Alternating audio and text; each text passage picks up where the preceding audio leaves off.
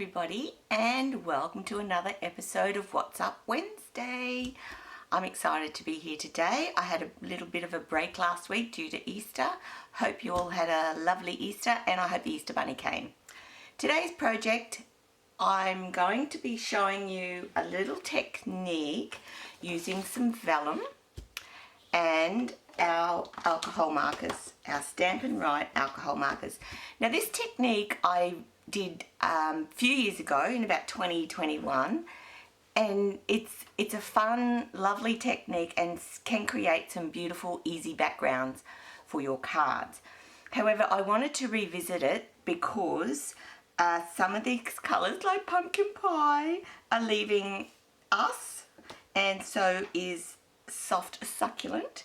However, in the new catalogue there is another colour that's returning called Lost Lagoon, and it's very similar to soft succulent, but you could say this is just a farewell to two of my lovely colours. So they're the four colours I've got: Crumb Cake, Daffodil Delight, Soft Succulent, and Pumpkin Pie. So the card I'm going to do today is this one, and with these colours. Don't you just love those colours? They just went really well. I just went to my colours and I went, oh, that one, that one, and that one, and that one. So when you go to do your colours, you can do this in any colours you like. And the few cards that I'll show you at the end that I've made, I actually managed to do some nice male ones, which is always really hard. A lot of my ladies say, oh, let's do a male card, let's do a male card. So some of these colours, I mean, even this one could be for male or female. So let me show you how it's done. So what we're going to need, as I said, our Stampin' Right markers, our Stampin Blends. So these are alcohol. These are not refillable, okay? Not like the Stampin' Right markers, which are ink and are refillable. These are not refillable. So once they dry up, that's it. I have seen some ladies refill them with some type of alcohol and ink, but I haven't given it a go, so I'm not going to say whether it's good or not. So they're the colours. I'm using an old blender pen which is also dried up, and I'm going to show you what I'm going to do with that. So now the other thing you will need to do is an alcohol blending solution. So in the past I've used methylated spirits. A lot of demonstrators use rubbing alcohol. Now these demonstrators that use this are in the States, and their rubbing alcohol that they can buy in supermarkets is a lot higher in alcohol content. However, I've been to Bunnings, which is an Australian, here in Australia, hardware shop, and I've got the isopropyl alcohol. So this is, I think, close to 99% alcohol. It was, so it's 125 ml. It comes in a spray bottle, which I really liked.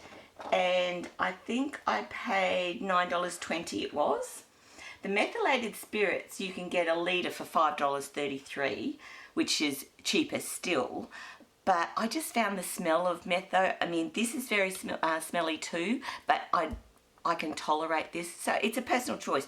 You might have methylated spirits in your stash, in your husband's garage, like mine was, and use that. But I found this worked a treat in the fact that it came in a bottle. So I did a little bit further research. You can get a large litre of alcohol from Amazon for $10, but they charge you $24.99 delivery or something. So this one's going to work all right for me. So let's get started. So first of all, get your blends, and I hope you can see that.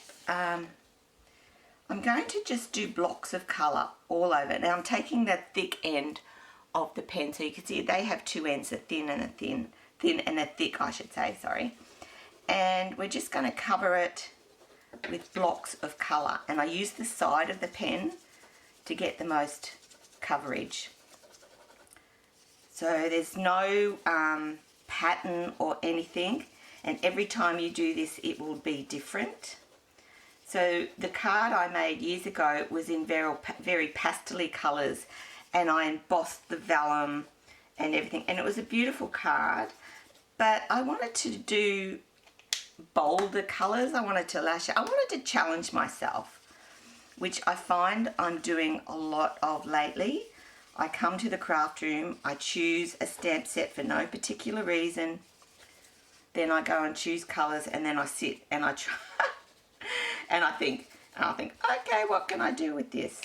So, and I find it's awakening my creative juices, if I've got any. So that might be a little trick that you might want to try if you're finding you're doing the same things over and over again. I find I'm just challenging myself and I'm loving it, and I'm coming up with some different cards. So okay, so that's the soft succulent. Now the crumb cake is really just I don't want a lot of it. I just want it to blend in a little bit, if you know what I mean, just to fill in the little gaps, because it's a sort of like a muddy colour. So alright, so that's pretty well covered. Now the thing that you have to remember about this technique, you are using alcohol. You need to be in a well ventilated area, and you are using a heat gun. You might think heat, alcohol, not a good mix, but this evaporates very quickly, the solution. So, and you're working very quickly with your heat gun. So, but in a well ventilated area, or if you've got a little fan on your desk, a personal fan, that will work. So just be warned that it is a bit whiffy. So this is the isopropyl alcohol that I'm using. So what I'm going to do is, actually I might get my glass board and put underneath this. This might show a bit better. There we go. There we go. Now you can see the reflection of my light. That's okay, let's go. So I'm going to spritz this with my alcohol all over until you can see the colours start to run, and that's really whiffy. Woohoo! So then I'm going to get my heat gun, and I'm quickly going to move this, excuse the noise, I'm going to move my heat gun around and move that alcohol around into the colours, and you might need a little bit more solution. What I'm aiming for is no colouring lines. Okay, so, and as you move that colour around, you can see it's blending into like a marbly effect. Now I don't mind these little spritzy bits. I think that adds a nice little bit of different tone to it, and I do like to get some veins, and I'll show you why. So if you move the colour around, and you can see that's evaporating really quickly. Okay. Now, I do like to do a whole sheet of this, because then I will get 3, maybe 4 cards. I do use some for cut it up into embellishments, and I will show you that later. I'm going to do a bit more orange on the end, pumpkin pie here on the end. I didn't take it right to the edge of the page, and what I might do, I might just put a little bit more in here. I want a little bit more green, and you can go ahead and add more colour as much as you want. So I'm going to go ahead and spritz that again and take the heat tool. Excuse the noise. So you can see I'm just moving that around, and I'm trying to, there's a nice vein of the darker colour. Okay. You know, it may curl if you want to stick your card down, your vellum down. You can stick it down to your desk or to your board. I'm not going to worry, because I can just turn it over and heat it from the back, and it should straighten out. Okay, I'm going to just do it. A little bit more there.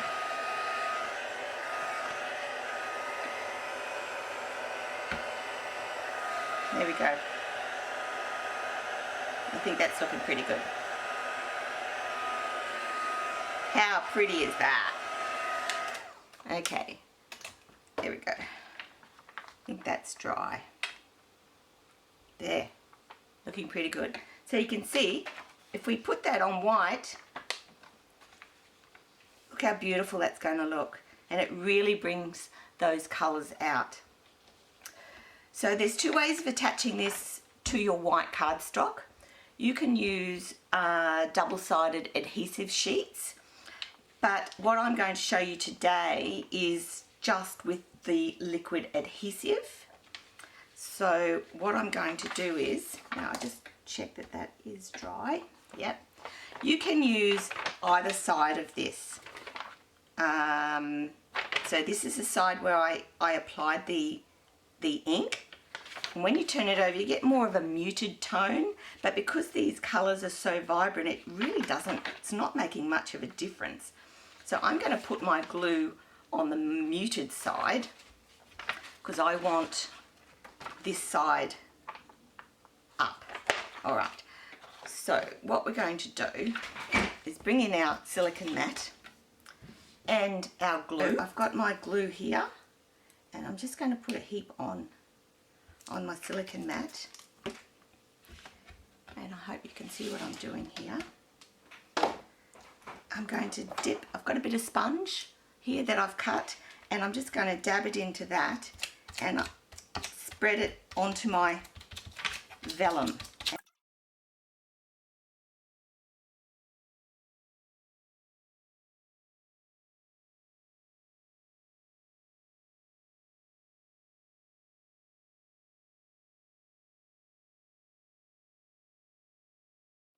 I'm going to bring in my white cardstock, and another reason for doing this, if you don't get it right on, at least you can trim your cards down to size. And the wiggle room that the liquid glue gives you, I didn't do very good there. But anyway, I can trim that up and I'll still get 3-4 cards out of that. Okay. So that's looking really, really good. Okay.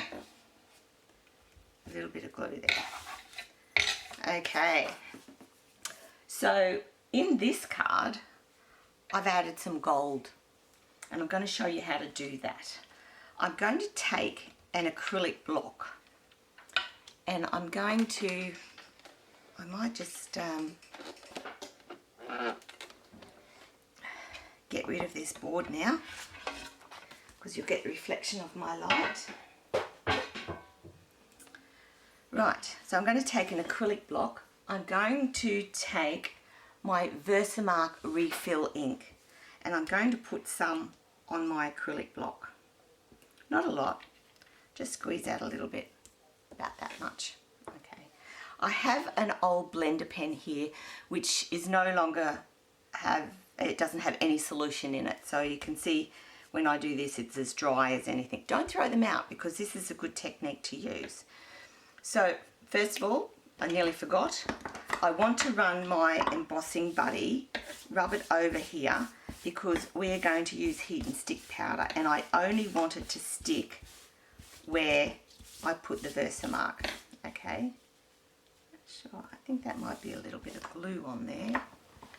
Sorry about that, I went looking for my adhesive remover, so I just had a little bit of glue on there, so I've just gone ahead and removed some of that.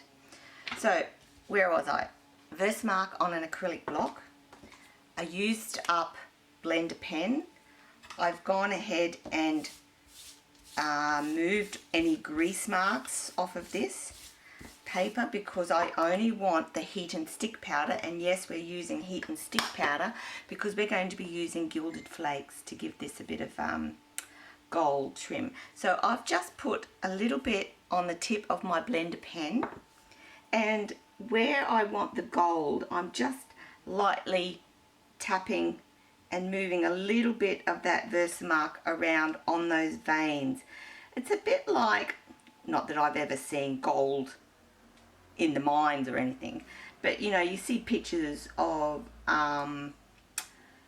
gold nuggets or bits of stone with gold in it, and they have it along the veins. That's what I'm aiming for. And just to add this little bit of gold, it just brings this these colours to life even more, and adds a great little background. I just love this technique. The only thing I don't like about it is the smell. But, you know, as I said, if you use these inks and the blending solutions in a well-ventilated area, and it's not for very long, it's only while you apply the actual ink and the solution.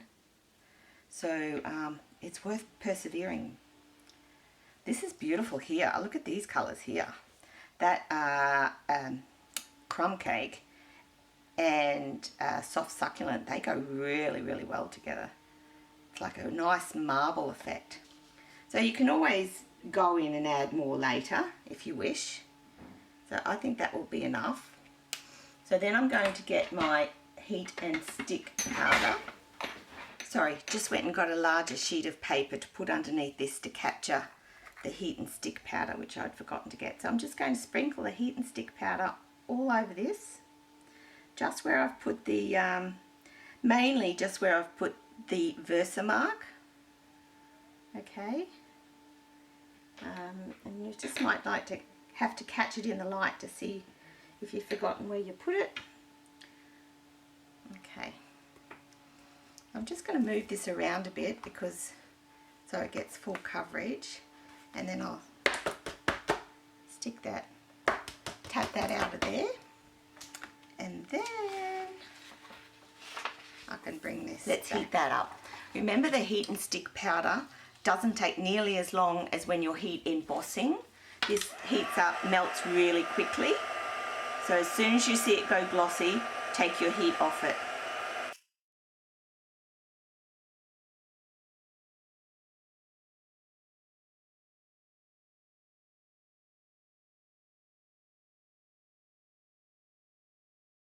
I went ahead and I trimmed this down to just cut it in half. So I'm just going to put it in so it's big enough to put into my gold flakes. And actually I'll press it down. See how, be very, very careful when you do this because the gold flakes flop up everywhere. Okay, just make sure you've got some down the bottom and just give it a good press. Okay. Oh, I've lost a bit there. And then all you do is you just use your sponge and rub off all the excess.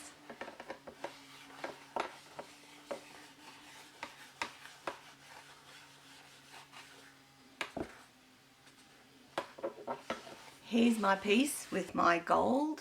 You can see that. I found a bit here where the grease mark with the didn't come off. I must have touched it or something. So the heat and stick powder has sort of shaded that a bit. I don't know if you can see that. See that? Where it's got gold there? And I really quite like it. I'm going to leave it there. So I'm really happy with that. Now the sizing for your card.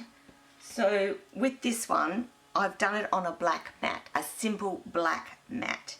It just trimmed it, it just bordered it just nicely, I thought. You could use any of the colours that you wanted and it's really up to you, but experiment, get your cardstock out and just hold it up and just see. So if I wanted to say grey or something behind that, you know, that would work really well. Just experiment, that's what I do, and it's amazing what you come up with. So I'm just going to trim this down to, so this is going to be my second layer because the black is going to be my card front. That's the first layer, which is 14.3 by 10, and the second layer, which will be my coloured paper, is 13.8 by 9.5 centimetres. But all the measurements, all the products I use is all listed over on my blog site, and you can actually print out the recipe for today's card. Okay, so I'm going to go and trim that down. So I've trimmed it down, and that's how it's going to look on the black border, and then mounted on my card like that. Yep, really happy with that. So I've gone ahead and cut my sentiment the congratulations, which I think all this card needs. Any of these backgrounds, they don't need too much embellishment. It just, the background speaks for itself. So I'm just going to go ahead and attach all that.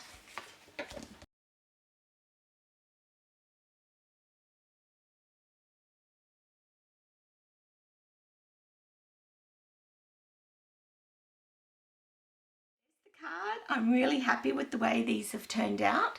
So let me show you what else I've done. I made a couple using this. You can see I got 3 cards out of this. So this I just simply put a bit of ribbon in the background.